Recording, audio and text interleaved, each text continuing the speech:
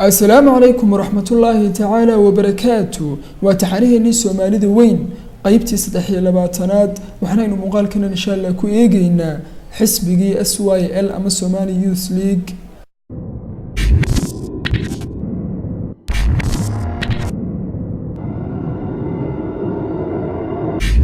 سنة يكون سجال بقولي أفرتنكي أي تريانو قبضين سوماليدي وإنجليزكو هيستي balse markiiba kafadii dagaalka ayaa ku gidoontay oo Ingiriiska ayaa ka cayrsaday mar kale dhammaan goobihii waqooyi bari ee Afrika waxaana ay ku qaadeen duulaan ay kaga qabsadeen Itoobiya dhulkii Soomaalidana ay dib ugu soo ceshadeen maamulkii Ingiriiska ee waqooyiga Soomaaliyeed 1940kii ayuu caasimadii ka raray Berbera oo uu ka dhigay Hargeysa ujeedka uu qodobkaas kala ahaana waxa uu ahaa kow dagaalkii oo Berbera aad u waxyeeleeyay oo dumiyay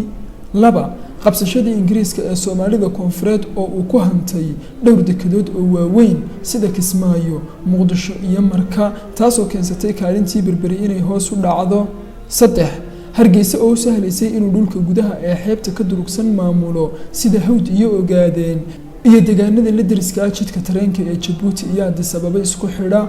dhanka Soomaalida koonfureed maamulkii Ingiriiska ee ku cusbaa ee qabsaday waxa uu meesha ka saaray nidaamkii askarta ahaa ee uu dhisay Talyaani 1951kii waxaana uu aasaasay nidaam cusub oo Soomaalida askar lagaga dhigayo nidaam askarinimo oo hor lehna deegaanadaas loogu sameynayo waxaana uu sameeyay 3070 askari oo Soomaali ah oo hoostigaya 120 taliye oo Ingiriis ah dhanka soo ifbixi xisbiyada marka aynu eegno waayihii uu Ingiriisku maamulayay deegaanadaas bulshadii Soomaaliyeed iyo jaaliyadii Talyaaniga ahaydba waxa ay u furmeen hanaankiisii siyaasadeed jaaliyadaas Talyaaniga ahaydna aad ayay u daneynayeen mustaqbalka Soomaalida ay sababtu tahay mustaqbalkooda ayaa ka dhaxifayay tirada Talyaanigaasina waxa ay ahayd 5000 oo qof waxaana ay gacanta ku hayeen lafdhabarrada ugu muhiimsan ee dhaqaalaha bulshadaas iyo dhanka awoodda maamulkaba waayahaasna waxa jiray dhalin badan oo Soomaaliyeed oo u walooleysay in Talyaanigaas la nacbaysto Talyaanigaasina wado walba way u mareen sidii ay u soo jiidan lahaayeen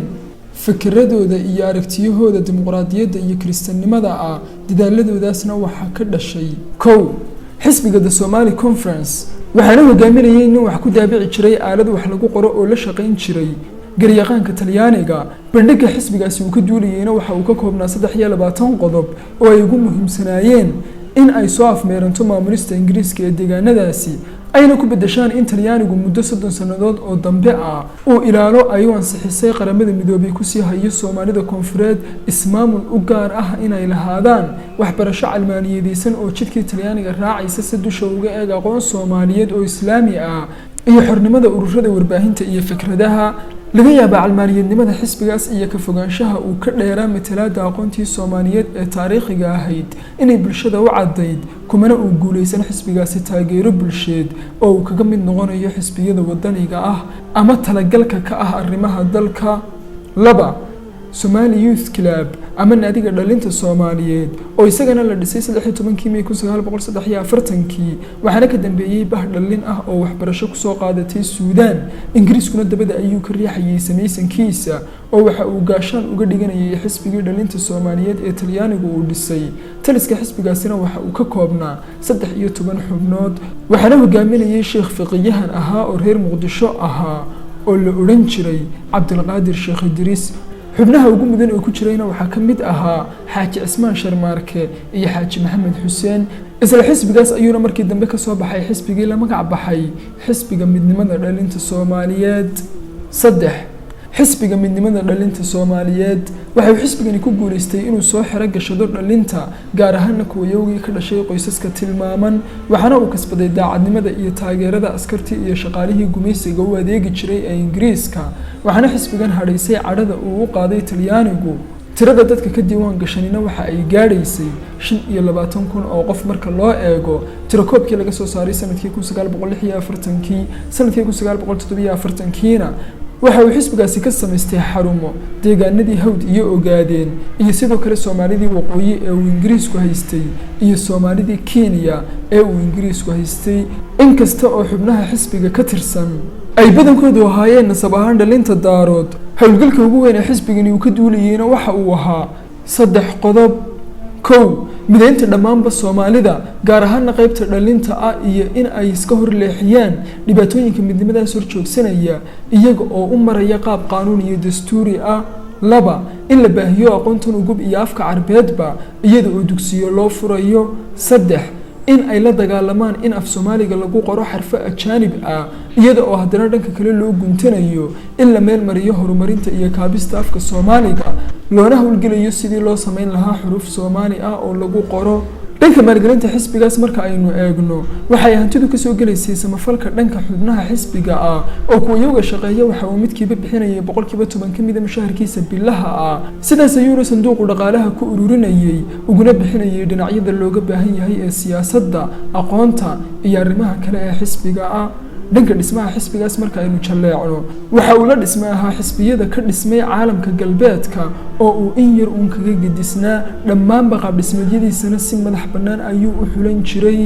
inkasta oo uu xisbigu ku baaqayay adkeynta kaalinta diinta iyo afka Carabiga haddana waxa ay ka ahayd in ay soo jiitaan oo kasbadaan culimada iyo indhaha ummadda ammaantooda iyo qadarintooda iyo sidoo kale raalli ahaanshahooda. qaab dhismeedkiisa iyo hanaankiisa marka loo eegana xisbiyada islaamiga ahaa ee isaga ka horreeyay meelna kalema uu mid ahayn wuuna ka asluub gadisnaa jidadkii Axmed Gurey iyo Sayid Maxamed Cabdulla Xasan waxaana si toos ah looga dheehanayay in uu yahay xisbi qowmiyadeed oo calmaaniyadeysan kana shidaal qaadanaya kaalmaha gumaysiga calmaaniyadda faafinaya.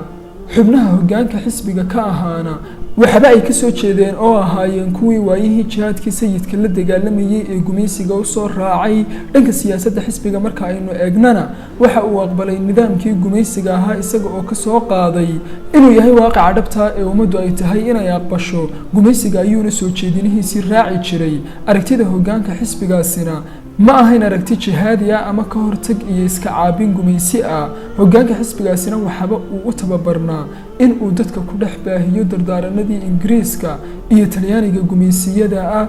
xataa maayadda baaqa ah iyo dacwadda uu xisbigaasi xambaarsanaa waxa ay ahayd inuu diidanaa in Soomaalidu ay carab isir wadaag la tahay waana maayadda u babac dhigtay ee isku dayday inay khadka ka saarto mawjadii Xaaji Maxamed Xuseen ee ku baaqaysay in Soomaalida weyn la aasaaso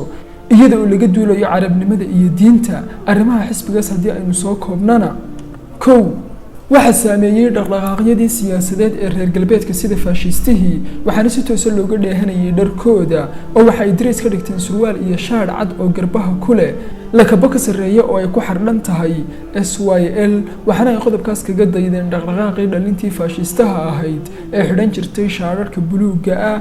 laba dhaqdhaqaaqa xisbiga midnimada dhalinta Soomaaliyeed waxa uu ku baaqayay mideynta Soomaalida weyn isaga oo tibaaxaya kaliya dadka sheegta magaca Soomaali waxaana uu ka dhabeynayay fikradda qowmiyadeysan ee calmaaniyadeysan. dhaqdhaqaaqyada iyo baaqaqa noocan ahina waxa ay caan ka ahaayeen Yurub qarnigii 19aad ayaa la dhex qaadsiiyay fikirkaas qowmiyadnimada iyadoo la doonayo in meesha laga saaro boqortooyooyinkii jiray. haddana mar labaad ayaa dib loo abaabulay fikirkii si meelihii ay gumaysteen ay uga qoqobaan dadyawga kale ee ay wax wadaagaan. arrimihii ay ku rideen khilaafadii islaamiga ahayd ee Cusmaaniyaddana kaalmaha ugu horeeya ayay kaga jirtay qowmiyadnimadaas calmaaniyadeysani. saddex ururkaas midnimada dhalinta Soomaaliyeed waxa uu far ka dhigtay alifbeetada Cusmaaniga ah oo ah alifbeeto ka bilaabmaysa dhanka midigta sida faraha kale ee Laatiiniga ah dhowr dhigmana way ku qorteen. qodobkaasina waxa uu ahaa tallaabadii ugu horeysay ee uu xisbigu ka bilaabay calmaaniyadeynta aqoontii islaamiga ahayd ee ku qornayd farta Carabida.